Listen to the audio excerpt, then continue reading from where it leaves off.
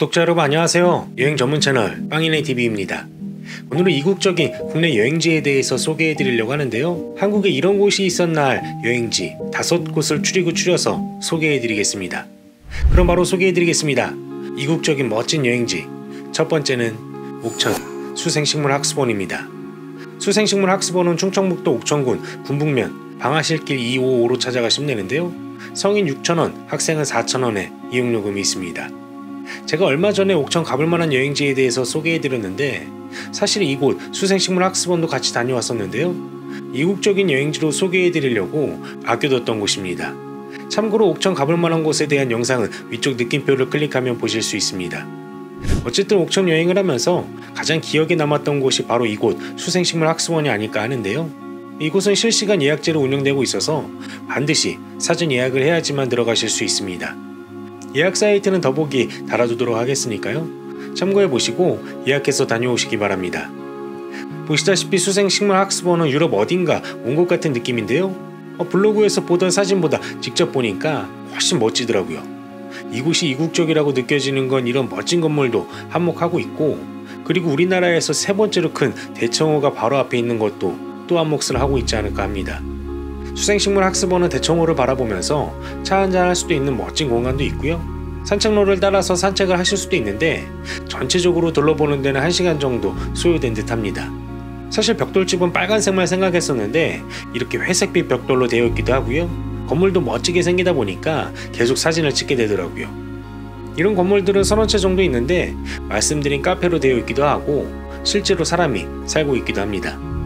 수생식물학습원을 산책하다 보시면 인스타 핫불이 한 곳 나오는데 바로 세상에서 가장 작은 교회당입니다. 이곳 역시 어두운 벽돌로 되어 있는데요. 실제로 안쪽에도 들어가 볼 수 있게 되어 있으니까 안쪽에도 들어가 보시는 걸 추천해 드립니다. 식물학습원이라 이름답게 다양한 식물들을 보는 재미도 있고 넓은 대청호를 보면서 힐링할 수 있는 멋진 곳입니다. 우리나라에 이런 곳이 있었나 여행지를 찾으신다면 충북 옥천 수생식물학습원에도 꼭 가보시기 바랍니다. 다음으로 소개해드릴 이국적인 멋진 여행지, 두 번째는 배론성지입니다. 배론성지는 충청북도 제천시 봉양읍 배론성지길 296으로 찾아가시면 되는데요. 입장료는 없습니다. 저는 배론성지에 여름이랑 겨울에도 다녀왔지만 가장 멋진 계절은 아무래도 가을입니다. 이 배론성지의 배론이란 말은 마을 계곡이 배 밑창을 닮았다는 데서 유래했다고 합니다. 배론성지의 풍경만 보면 이국적인 곳에서 사진 찍고 싶어지는 평화로운 곳이라고 생각할 수 있는데요. 이곳은 사실 많은 아픔이 있는 곳입니다. 원래 이곳은 조선시대 행정지명으로 제천현, 근우면, 팔송정리 도점촌으로 옹기를 굽던 곳입니다. 그러다가 1791년에 일어난 신해 박해 이후로 탄압을 피해서 숨어 들어온 교우들이 모여서 형성된 교우촌입니다. 교우들은 화전하고 옹기를 구워서 생활하던 곳인데요. 황사영이 당시의 박해 상황하고 신앙의 자유와 교회의 재건을 요청하는 백서를 토굴 속에서 숨어서 집필한 곳이고 실제로 황사영 백서 토굴이 남아있기도 합니다. 배론성지는 워낙에 멋진 곳이다 보니까 제천 십경으로 손꼽히는 곳이기도 한데요. 언제 가도 좋지만 아무래도 이런 멋진 단풍을 볼 수 있다 보니까 가을에 배론성지가 가장 인기가 많지 않을까 합니다. 추가로 이곳은 성지이다 보니까 정숙한 복장하고 용모를 단정히하고 순례를 하셔야 한다는 점도 말씀드립니다. 우리나라에 이런 멋진 곳이 있었나 여행지를 찾으신다면 충북 제천 배론성지에도 꼭 가보시기 바랍니다. 다음으로 소개해드릴 이국적인 멋진 여행지, 세 번째는 경기도 수원 효원공원입니다. 효원공원은 경기도 수원시 팔달구 동수원로 397로 찾아가시면 되는데요. 입장료는 없습니다.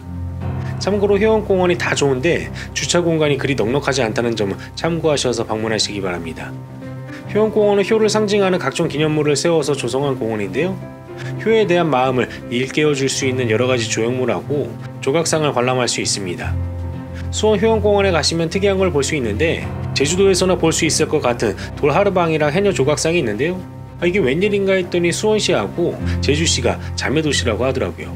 그리고 1999년 6월에 길이 160m, 너비 3m로 이런 제주거리가 조성되었다고 합니다.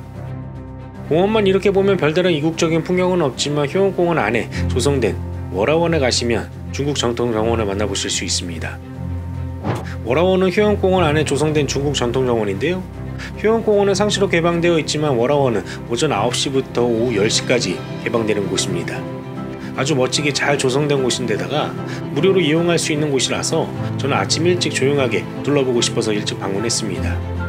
워라원은 2006년 4월 17일 개장한 정원인데요. 1820평 규모의 커다란 정원입니다. 이 중국식 정원은 실제로 중국 노동자들이 광둥 지역에 전통 건축 양식을 되살려서 조성한 거라고 하더라고요. 그래서 그런지 워라원에 오면 실제로 중국에 온 것 같은 느낌이 듭니다. 워라원 같은 경우는 2003년 10월 경기도하고 광둥성이 체결한 우호교류 발전에 관한 실행 협약의 내용 가운데서 한국과 중국의 전통 정원을 상대 도시에 짓기로 한 약속에 따라서 대략 1년 정도 조성 기간을 걸쳐서 개장했다고 합니다. 워라원에 들어가면 바로 앞에 워라원의 메인 건축물인 부용사가 바로 눈앞에 들어오는데요. 부용사는 중국 원산인 식물인 부용의 이름을 따서 만든 정자라고 하더라고요. 부용은 중국에서 화단이나 길가에 관상용으로 식재하는 식물인데 생김새는 연꽃을 닮았다고 해서 부용사를 연꽃정자라고도 부른다고 합니다. 우리나라에 이런 곳이 있었날 여행지를 찾으신다면 경기도 수원 표원공원에도 꼭 가보시길 바랍니다. 다음으로 소개해드릴 이국적인 멋진 여행지 네 번째는 용산공원 미군기지입니다. 용산공원 미군기지는 서울시 용산구 서빙고동 235-5로 찾아가시면 되는데요. 입장료는 없습니다. 용산공원은 주택 16동, 기타 건물 2동으로 이루어진 곳인데 현재 18개 동 중에서 10개 동을 어린이 도서관이라든지 놀이터, 쉼터, 전시관 등으로 리모델링해서 가족 쉼터 공원으로 조성한 곳입니다. 운영시간은 매주 화요일에서 토요일 9시부터 18시까지 입장이 가능한데 내부 시설은 17시에 운영 마감하고요. 입장 마감 시간도 17시라는 점 참고 부탁드립니다. 특이한 게 월요일 외에도 일요일도 운영을 안 하니까 참고하셔서 방문하시기 바랍니다. 용산공원은 인스타 핫플로 워낙에 유명한 곳이라서 사진 찍으러 많이들 오시는데요. 제가 평일에 방문했는데도 방문객들이 정말 많았습니다. 특히나 가족이나 연인분들의 방문이 많았는데 이국적인 풍경이 사진 찍기 참 좋은 곳이라서 커다란 카메라를 들고 오신 분들이 많으시더라고요. 용산공원은 미국 장교 숙소로 사용되던 곳이었는데 마중놀이, 청년 창의마당, 어린이 누리마당, 시니어 은빛마당, 청소년 푸른마당 등등으로 구성되어 있는데요. 사진 찍을 만한 포인트들도 참 많고 앉아서 쉴 수 있는 공간도 많아서 나들이 하기에도 참 좋은 곳입니다. 용산공원 하면 이 포토존에서 기념사진 한 장 찍어야 하는데요. 언제나 사람이 많은 곳이니까 줄 잘 서서 사진 찍어 보시기 바랍니다. 그리고 실내 공간에도 즐길 거리들이 참 많은데 카페도 있고요. 어린이 쉼터라든지 미군 장교가 실제로 사용하던 공간을 재현해서 볼 수 있게 만들어 놓은 공간도 있었고요. 용산공원은 그리 넓은 곳이 아니라서 둘러보는 데는 1시간 정도면 충분하지만 구석구석 사진 찍을 만한 공간들이 많아서 사진 찍고 쉬다 보면 2시간 정도 잡고 오시는 걸 추천해드립니다. 우리나라에 이런 멋진 곳이 있었날 여행지를 찾으신다면 용산공원에도 꼭 가보시길 바랍니다. 마지막으로 소개해드릴 이국적인 멋진 여행지 5번째는 강원도 양양 서피비치입니다. 양양 서피비치는 강원도 양양군 현북면 하조대 해안길 119 서피비치로 찾아가시면 되는데요. 이곳은 최근 몇 년 사이에 이국적인 여행지 핫플레이스로 급부상한 곳이라서 여름이면 인스타 피드가 넘쳐나는 곳입니다. 워낙에 이색적인 분위기하고 에메랄드빛 바다가 아름다워서 언제 가도 만족하는 곳인데요. 제가 방문했던 날에도 날씨가 너무 좋아서 정말 어디 동남아에 온 것 같은 느낌이었습니다. 양양 서피비치는 우리나라에서 처음으로 서핑 전용 해변으로 조성된 곳인데요.